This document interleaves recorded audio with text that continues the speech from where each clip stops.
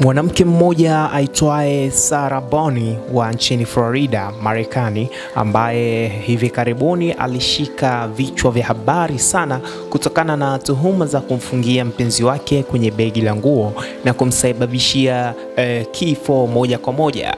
Hivyo mwanamke huyo mpaka sasa amehukumiwa kwenda jela maisha. Sasa habari kamili inasema kwamba mwanamke huyo Boone mwenye umri wa miaka 47 amehukumiwa kifungo cha maisha jela baada ya kutiwa hatiani kwa kumuua mpenzi wake huyo aitwaye George Torres Jr. kwa kumfungia kwenye begi la nguo kwa saa kadhaa, kitendo ambacho kiliweza kusababisha kifo chake mwanaume huyo. Sasa katika utetezi wake mahakamani, mwanamke huyo aliweza kujitetea kwa kusema kuwa alikuwa anateswa na Torres kwa muda mrefu sana na kwamba aliathirika kisaikolojia, hali iliyosababisha afanyi maamuzi hayo aliyofanya ya kumfungia mpenzi wake huyo katika begi la nguo. Kisa hicho kilitokea Februari ya mwaka 2024 wakati wawili hao wakicheza mchezo wa kujificha, ambapo ilisemekana kuwa Torres aliamua kuingia katika begi hilo, lakini baada ya kufanya hivyo Boone aliweza kumfungia kwa makusudi na kumwacha bila msaada wowote. Ngoja nikuwekee hii video ya mwanamke huyu akiwa mahakamani uweze kumsikiliza wakati akiendelea kujitetea kuhusiana na kesi hiyo ama jambo hilo ambalo ameweza kulifanya mpaka kuweza kupelekwa mahakamani na kuweza kuhukumiwa jela maisha. Msikize mwanamke huyu akiwa anazungumza kuhusiana na tukio hilo ambalo ameweza kulifanya, alafu uje kunipa comment yako kwako. Umeionaje hii habari au kitendo alichokifanya mwanamke huyu kwako kimekaaje? Una maoni gani ya kusema? Hivi angalia hii video alafu uje kunipa maoni yako hapo chini kwenye comments. Is that the end of your written statement? Yes. Now, gathering your thoughts, did you want to make an oral statement? I do. All right, would you do that now? Yes, please. My statement, my verbal statement is primarily to the Torres family, to the judge, to his daughters.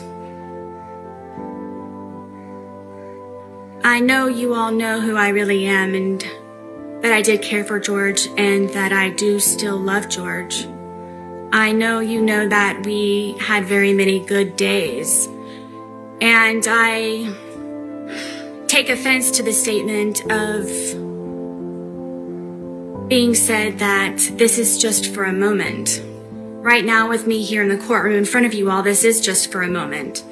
But the moments before that, in order for me to be here, is endless. It's everlasting. The scars that I have on the inside, my outside scars have healed except for my stab wound. But this has changed me as a person to see things differently and to understand things differently and to not be weak and just try to protect yourself and forever, regardless of the time that I may receive from today, I forever will have this experience. I forever will have George Torres with me in my heart, in my mind, my body, and my soul. As he and I used to say that we were one soul split into two bodies. This is not just for a moment. It may be for everyone in this courtroom, but when I leave, this is forever. When you all leave, that this is forever. This is forever for everyone here and those who it matters to most. I am one of those who will experience this forever. I'm sorry. Words do not define my shame, and I don't know what else it is that I can say and convey to the Torres family how this happened. The ifs and whys and how really don't matter. It happened, and I'm sorry. Words cannot describe. And I hope that everyone can forgive me, the Torres family most of all.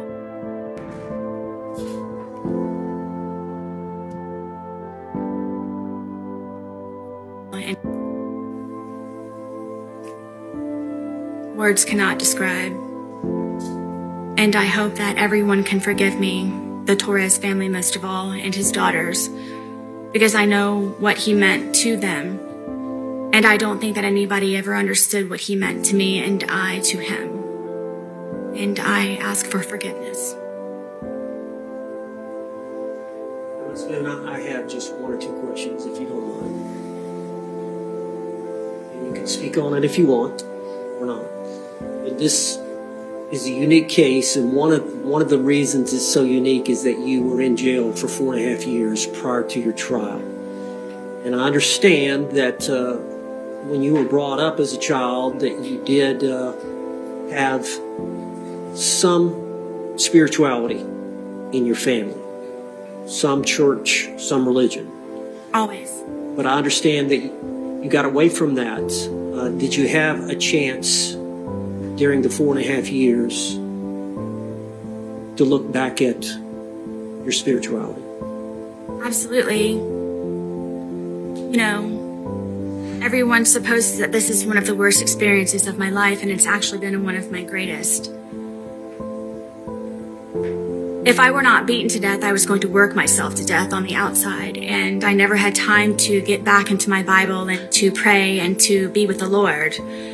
And I, being here incarcerated, have had time, of course, to get closer to God, to reacquaint myself to Him and realize what it's all about.